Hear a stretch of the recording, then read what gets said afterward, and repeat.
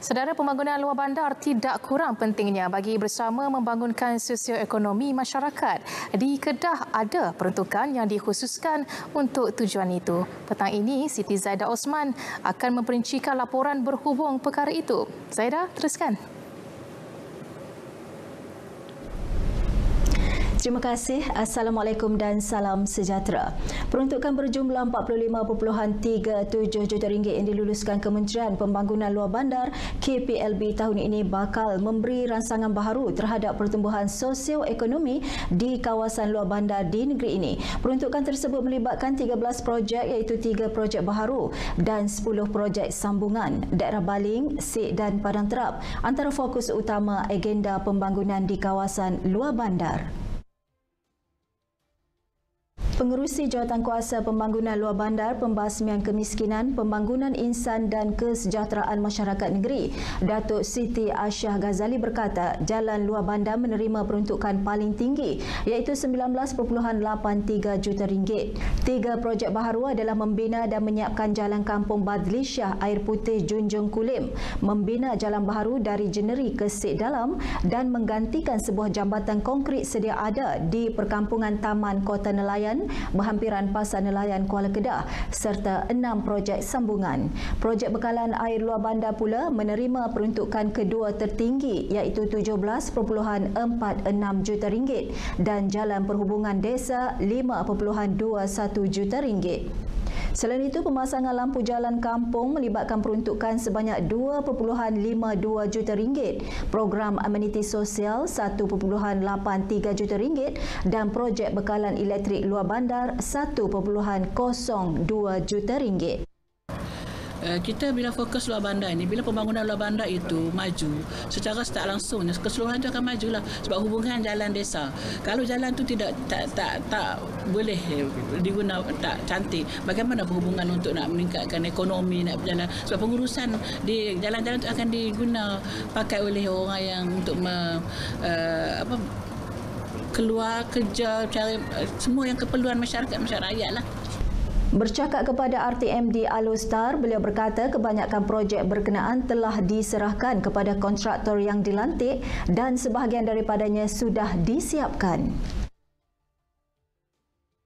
Pusat Komuniti Desa PKD Napoh atau dahulunya dikenali sebagai Pusat Transformasi Luar Bandar RTC Napoh di Kubang Pasu akan diberi nafas baharu. Ia bagi memastikan pusat berkenaan terus cekap memberi perkhidmatan kepada masyarakat setempat.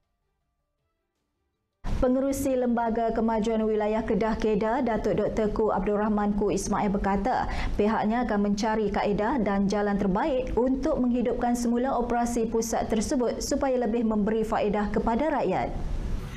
Boleh dibuat di sini. Di samping itu, kita merancang untuk membuka tempat ini kepada orang-orang luar, organisasi luar yang nak membuat pameran, expo dan sebagainya. Jadinya kita, kalau itu dapat berlaku, tempat ini akan dilihat sepanjang masa ada aktiviti-aktiviti yang boleh menarik masyarakat untuk datang ke tempat ini. Katanya PKD Napoh mempunyai 42 lot perniagaan dan kesemuanya telah disewa oleh peniaga. PKD Napoh yang dirasmikan bekas Perdana Menteri Datuk Seri Najib Tun Razak pada April 2014 terletak di tepi Lebuh Raya Utara Selatan dari arah Jitra Menghala ke Changlun. Di awal kewujudannya, PKD Napoh menyediakan pelbagai kemudahan termasuk kemahiran, latihan dan program pembangunan usahawan. Beberapa agensi dan jabatan kerajaan turut beroperasi di sini. Bagaimanapun kini, kekurangan pelanggan menyebabkan hampir kesemua premis perniagaan terpaksa ditutup dan hanya dibuka pada hari-hari tertentu sahaja.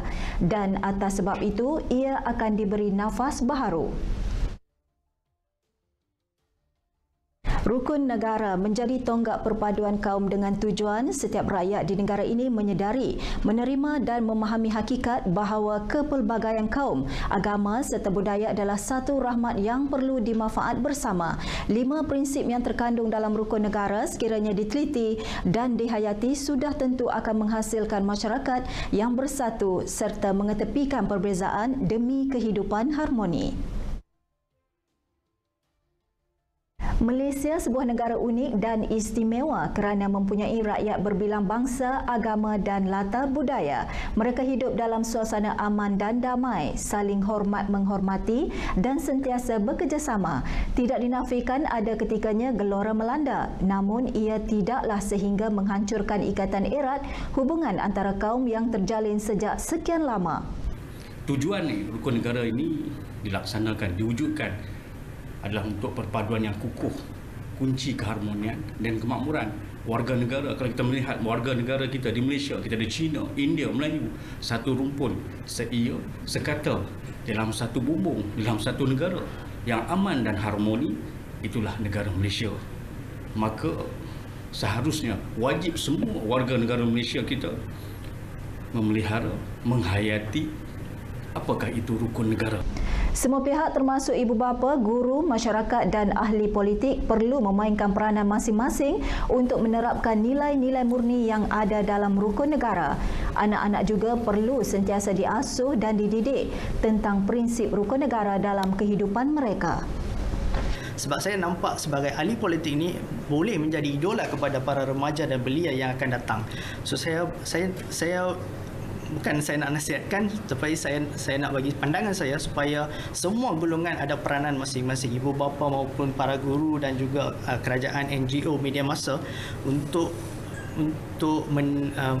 membawa prinsip rukun negara ini kepada rakyat masyarakat Malaysia supaya mereka bukan saja menghafal tetapi menjiwai rukun negara ini.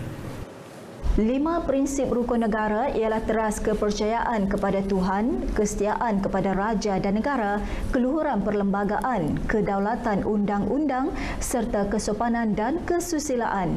Prinsip-prinsip yang terkandung dalam rukun negara merupakan kunci kepada keharmonian dan perpaduan kaum demi kejayaan dan kestabilan Malaysia. Laporan itu mengakhiri lintas langsung dari Negeri Jelapang Padi untuk petang ini. Saya Siti Zaidah Osman. Assalamualaikum, kembali ke Angkasa Puri.